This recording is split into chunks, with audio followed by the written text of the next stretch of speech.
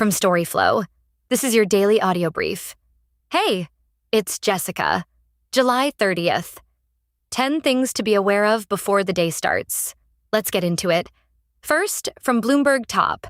China's AI boomtowns race ahead as rest of economy falls behind. In Hefei, the heart of China's memory chip industry, factories can barely keep up with the world's appetite for AI hardware. In Changchun, the Rust Belt home of gasoline-powered car making, officials admitted to unprecedented difficulties, a phrase later removed after drawing social media attention. Next, second, from Straits Times.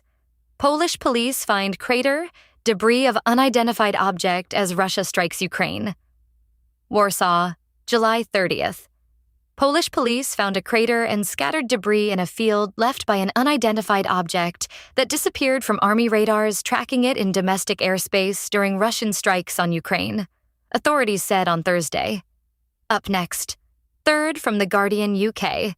Polls open in Greater Manchester mayoral by-election overshadowed by new PM and Farage's antics. Labour's Bev Craig expected to win contest that lost column inches to Andy Burnham's ascent, and Reform UK leader's self-imposed Clacton vote voting has begun in the biggest by-election in British political history, with more than 2 million people eligible to choose Andy Burnham's successor as Greater Manchester mayor. In normal times, such a large and politically significant by-election would have dominated the headlines for weeks, particularly as senior Labour figures only weeks ago feared losing the prize mayoralty to Nigel Farage's Reform UK. Continue reading. On the markets, Kelshi traders have been actively repricing this story in the last day. And then, fourth, from Le Monde, en direct, guerre en Ukraine. La Russie bombarde les villes de Kiev, Lviv, et Kryvyi Rih. JavaScript is disabled in your browser. Please enable JavaScript to proceed. A required part of this site couldn't load. This may be due to a browser extension, network issues, or browser settings. Please check your connection, disable any ad blockers, or try using a different browser.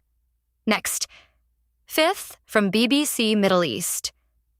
2 weeks after her death, I got a call. Gaza patients face agonizing delays for evacuation. 2 weeks after her death, I got a call. Gaza patients face agonizing delays for evacuation. Published. When Gaza's medical board approved Amina Abu al-Qas to leave the Strip for treatment abroad, her son Saber said it felt like the beginning of a new life. It brought life back into her.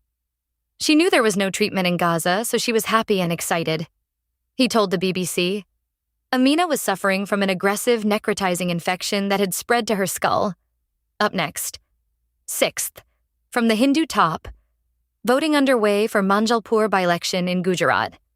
Voting began on Thursday, July 30th, 2026, for the by-election to the Manjalpur Assembly seat in Gujarat's Vadodara district, with polling being held to decide the fate of 2 candidates in the fray.